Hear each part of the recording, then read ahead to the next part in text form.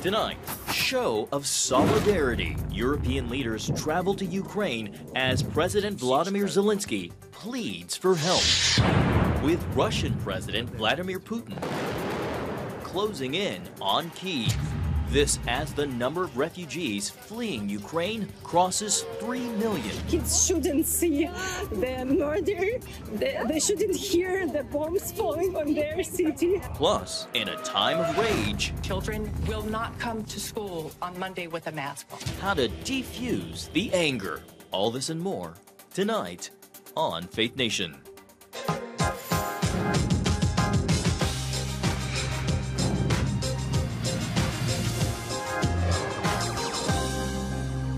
The president of Ukraine sending a plea for help to the world. Hi, everyone. Welcome to Faith Nation. In Washington, I'm Jenna Browder. And good evening. I'm John Jessup. Close the sky. Ukrainian President Zelenskyy continues his appeal to the West for a no-fly zone as Russia closes in on the capital city of Kyiv and as President Biden is set to travel to NATO headquarters later this month. The humanitarian crisis in the war-torn country worsening by the day. And now a new milestone. The number of refugees fleeing the country now reaching 3 million. CBN's Tara Merchner is following the developments as Vladimir Putin ramps up his deadly attacks on Kyiv, striking military and residential areas. Tara? Jenna, 20 days into the war, Ukrainians continue to fight back as Russian forces turn to bombing more civilians, and concern grows about potential chemical attacks. Look at the destruction here to this multi-story apartment building. This early morning missile strike in the heart of Kyiv, killing one and wounding several others, among the latest Russian assaults on Ukraine. A 3-day curfew now in effect in the capital city. Russian forces pounding away here and in other cities across the country. Since Russia's invasion of Ukraine, they have launched about 900 missiles into the country. Images released by the Ukrainian military reveal tactics now being deployed by Putin. Shell-shocked residents under siege with limited or no access to power, food, or water. We've had indiscriminate attacks time and again on critical infrastructure, particularly water has been targeted. 9 evacuation corridors are now open again after a brief pause Monday. Of the 3 million refugees fleeing Ukraine, half are children. That's nearly one child becoming a refugee every second. As peace talks resume, Russia and Ukraine are keeping a fragile diplomatic path open, but no word of progress. It's to Russia's advantage to continue to try and negotiate, to show that they're a willing participation in the negotiations themselves, but it also buys them time on the battlefield. Standing with Ukraine, leaders from 3 EU and NATO countries in Kyiv to meet with President Zelenskyy. Fear the war could spill beyond Ukraine's borders is growing after a strike on a military base just miles from the Polish border. An attack on one ally will trigger the response from the whole alliance, and we are there to protect and defend every inch of NATO allied territory. In Canada, a standing ovation for President Zelenskyy, who told Parliament to put themselves in the shoes of Ukrainians. Dear Justin, dear guests, can you imagine that every day you receive memorandums about the number of casualties, including among women and children? Meanwhile, Zelenskyy is calling on Russian troops to surrender, in his nightly address saying they will be treated decently. And on Capitol Hill tomorrow, Zelenskyy will appear virtually to address members of Congress. Jenna and John. All right, Tara, thank you. Well, about half of Ukraine's refugees are crossing over into Poland. And heartbreakingly, the majority are women and children unsure of when or if they'll ever return to their homeland. CBN senior national affairs correspondent Heather Sells reports on their plight. Maria Bakova hopes to return home with her 3 children at some point. For now, however, she is unwilling to expose them to war. I believe that kids shouldn't see the murder. They shouldn't hear the bombs falling on their city. That's why we are here. Her husband, a pastor, stayed behind to minister to Ukrainian soldiers. It's very difficult for 3 kids to leave their father, to understand that something can happen, and we don't know whether we see him. As we hope that we see him, but nobody knows. So we just pray that God will stop this war. Bukova and her children have fled to Poland, along with more than 1 million others. About 1 in 2 Ukrainian refugees are choosing Poland, given the language similarities as well as centuries of shared culture and history. Plus, it's a NATO country. It's raising concern for Polish authorities and other European leaders, as more than 6 million could ultimately flee Ukraine. There is no end in sight to the war, which means for now, millions to house, feed, and help process their trauma. Such little kids maybe don't understand this, but kids about 3-4 years, they understand all the tragedy. I think it's very hard for them. Officials estimate half of those crossing the border are children, and some are traveling alone. This 11-year-old boy sent here by his mother, who stayed back to care for her elderly mother. Humanitarian organizations like Operation Blessing are moving quickly to provide immediate help. And the European Union is urging member states to take advantage of a temporary protection directive. It gives immediate legal status to refugees and provides them access to housing, medical care, and education. It is the best vehicle to deliver immediate protection, and it's also the best way to avoid a buildup of cases in the asylum system, which we all want to avoid. The temporary protection status holds for at least a year, giving these people hopefully time enough to regroup and seek a new life or return to Ukraine. Heather Sells, CBN News. Heather, thank you very much. Well, CBN's Operation Blessing is on the ground, providing critical relief to refugees. For more information and to partner with Operation Blessing, text OB Crisis to 71777. In other news, an inevitable recession could be on the horizon as inflation surges through most sectors of the American economy.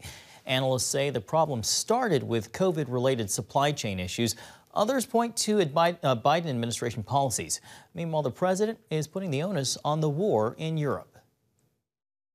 Democrats didn't cause this problem. Vladimir Putin did.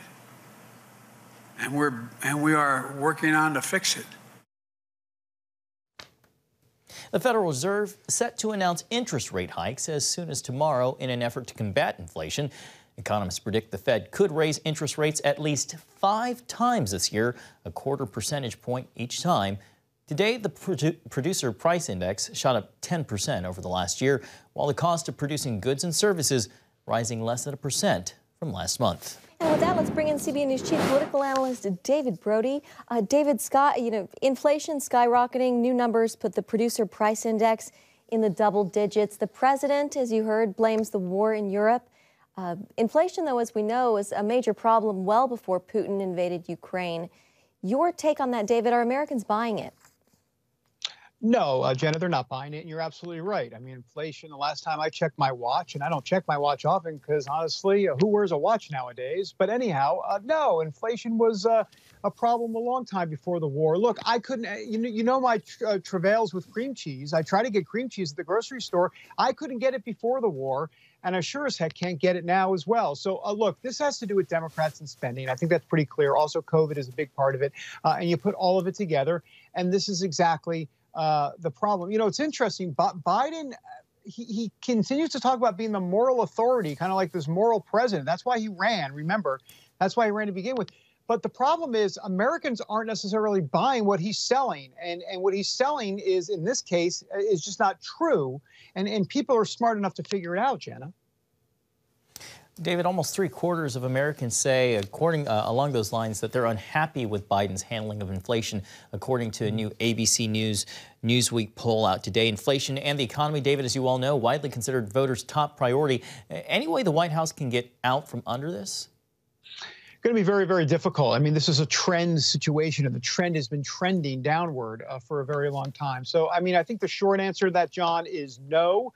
especially before the midterms. And look, they're going to spin these numbers. Every administration does it. They'll talk about unemployment being down and jobless claims are better. Those numbers are better. But look, the truth of the matter is people understand every time they go to the grocery store that there's a problem. And until that settles down, those numbers won't change. They'll probably continue to get worse. David, Americans on both sides of the aisle are pretty united on opposition to Russia's war on Ukraine. President Biden, though, we have yet to see him get a real boost from voters on this, despite favorable reviews on the issue of Ukraine. Why do you think that is? One word, one country, actually, Afghanistan. I think he had a real problem. We've talked about this on the show before, but ever since Afghanistan, the trajectory of his president from a poll standpoint has gone down quite a bit. Why exactly? Well, it looked like they didn't know what they were doing. They didn't have a plan, if you will. It was all bungled in Afghanistan. And I think that there's been a lot of trust that's evaporated between the Biden administration and the American people on that specific situation. So you take Afghanistan, and now we have the situation in Ukraine, and once again, a foreign policy situation, international problem. And so I think it's going to be hard to put the genie back in the bottle for the Biden administration. So clearly, Biden might be doing some of the certain steps that he needs to do. In other words, not having any sort of no-fly zone in Ukraine and all, certain things that are not going to get America into a World War III. But right now, the Afghanistan problem was such a problem in the beginning that I think it's a hard time digging out right now. Yeah, one thing that could be a win coming up for the president today, the Senate passed a bill that would get rid of daylight savings. If the House passes it and then it goes to his desk, that could be a welcome win for the president. Well, something that I guess put in his cap to a degree, but I think people will take some more important. Well, I say more important. I don't want to call them more important, but there's a lot more things on the table that they'd like to get done for sure. All right, David, we're going to have to leave it there. CBN Chief Political Analyst David Brody, always appreciate your time. Thanks, guys. What's called Making Aliyah coming up, why many Ukrainian Jews arriving in Israel never imagined they would be making the journey under these circumstances. Welcome back. 3 million people evacuating Ukraine aren't only seeking refuge with their European neighbors. Thousands of Ukrainian Jews fleeing the Russian war have landed in Israel to immigrate under the Jewish law of return. CBN Middle East Bureau Chief Chris Mitchell was there to greet one of their flights and has some of their stories. Israeli Prime Minister Naftali Bennett and his wife welcomed around 100 Ukrainian Jewish orphans. The children, aged 2 to 18, are part of what's dubbed Operation Israeli Guarantee, a promise to help Jews fleeing the fighting. 2 more flights of Ukrainian Jews followed. This flight from Warsaw, Poland is carrying more than 100 immigrants. This is the first round of flights expected to bring thousands of new immigrants from Ukraine in the coming weeks and months. Efforts are ongoing in order to bring as many people as possible to save lives and to first get them out of harm's way and then to take care of everything that needs to happen after that. Sam Grunberg of Israeli fundraiser Karen Hayesod feels a personal connection to the effort. As somebody who also made Aliyah myself, it's unbelievable to see what it means to be part of the Jewish nation after thousands of years, to see the solidarity, to see the unity at the darkest moments when we shine brightest, and that's really what we're seeing today. The arrival of new immigrants is usually a festive celebration, although this homecoming is bittersweet. Bad feeling. My husband is in Ukraine. We are okay, but thank you very much for that I and my daughter can be here. And we will wait for good news. CBN News spoke to 3 women who arrived with their children, but without their husbands. We have moved from Kiev a week ago, and we were in Khmelnytskyi Oblast, but now there are a lot of bombing, and my husband is returning there to help people. How do you feel right now? I'm happy that you support us, but I worry about my husband. Men between the ages of 18 to 60 are not allowed to leave Ukraine because they are being called on to join the army. Olga says the Ukrainian people won't give up. It's dangerous, it is scared, but people, they are not afraid, and they're ready to struggle to the end, to the victory, not to agree to Putin's demands, but to our victory and to get these Russians from our country. Yael Eckstein, president of the International Fellowship of Christians and Jews, says people arrive with almost no possessions. I saw so many people landing, coming down those stairs with tears in their eyes, crying. And I've seen that look before, but usually it's tears of happiness, that they're so happy to get home. These are tears of confusion, of pain, of unknown. For now, there is a lot of uncertainty. Israel has mounted massive rescue operations in the past, and this could prove to be another time when Israel shines as a light to the nations. Chris Mitchell, CBN News, Ben Gurion Airport, Tel Aviv. A bittersweet homecoming for those Ukrainian Jews. Well, from the deep political divide to the pandemic and polar views on social issues, how to calm the rage as Americans are angrier than ever. That and more when Faith Nation returns. Well, even as Americans are united in their opposition to the war in Ukraine, in today's culture, rage seems to be the new normal. Whether it's fights on airplanes or outbursts at school board meetings, Americans are angrier than ever. Some blaming the pandemic, others faulting the deep political divide. Whatever the cause, the constant conflict is undermining our relationships, our communities, and even American democracy. Charlene Aaron brings us this look at what can be done to diffuse the anger. It's official. Our national mood has turned sour, with a recent poll showing more than half of Americans angry about the state of the country. After seeing it play out on the news or across the dinner table, many say it's time to end the rage and heal the wounds. From fights in the air to angry outbursts at school board meetings. My children will not come to school on Monday with a mask on. All right? That's not happening. And I will bring every single gun loaded and ready. Outrage has become the new normal. There's no end of provocations that are playing a part in this. On CBN's The Global Lane, Peter Wood, author of Wrath, America Enraged, blamed pandemic restrictions and other issues for the rise in tempers.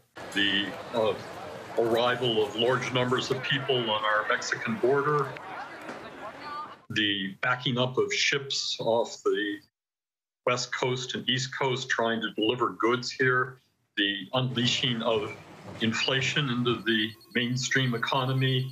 Each of these has brought the temper of mainstream Americans to a near boil. Stats tracking the conflict over mandating masks for airline passengers tell the story.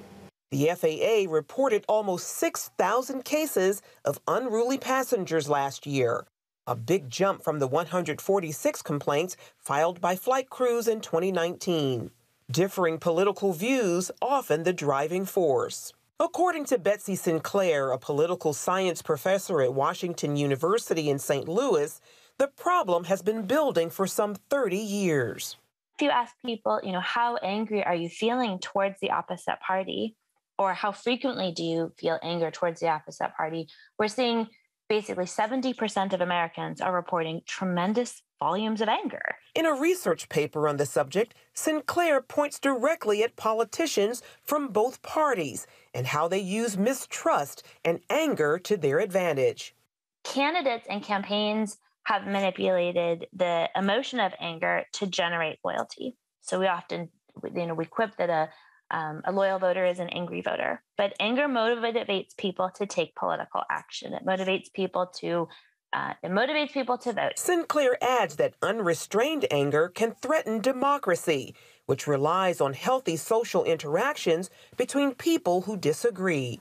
What we find in our research paper is really that it's the case that anger is so harmful for the things like, will you water your neighbor's plants when they're on vacation? And that it hurts people. I mean, it hurts neighborhoods and it hurts families. As businesses face supply chain and staffing shortages, upset customers have been taking out their frustration on essential workers. Some restaurants are posting signs encouraging diners to be kind.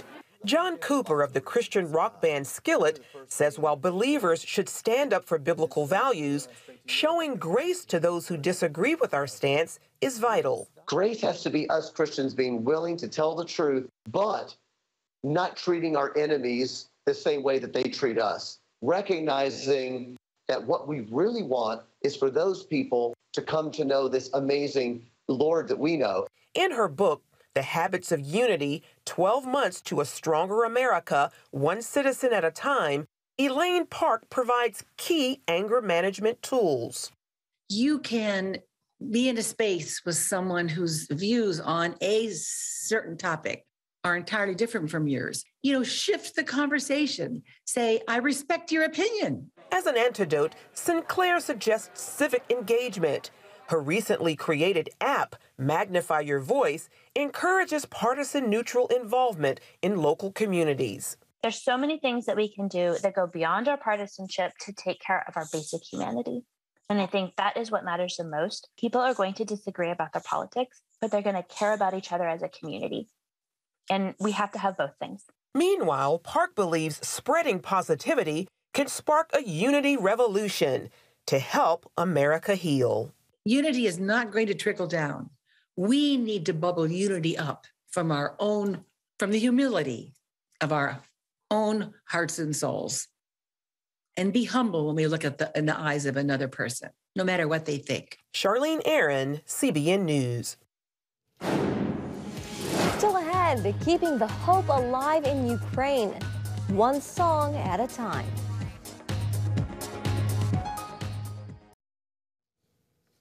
And finally tonight, sharing hope through music. That's the goal of one Ukrainian teacher and violinist. And before the war in Ukraine, Vera Lidochenko performed at concerts, operas, and ballets.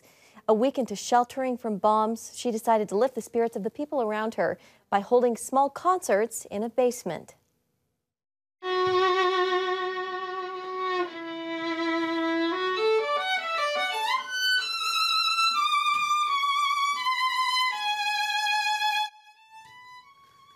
And everyone who listened, young boys and girls, teens, older couples, she says they're all family. The 39-year-old violinist said she was trying to take their mind off of the war. Her videos inspiring people all over the world, keeping the hope alive. Just beautiful, Jenna. The power of music. I'm sure the sounds of her music just made all the more sweeter in that surreal environment as people are looking for anything to catch hope or peace, waiting out the horrible war. Yeah, absolutely. It's a bright spot in a place that's very dark right now. So, yeah, it's just beautiful. It's wonderful to see. Wonderful to see people coming together. Well, thank you so much for watching this edition of Faith Nation. That's going to do it for us. Have a great night.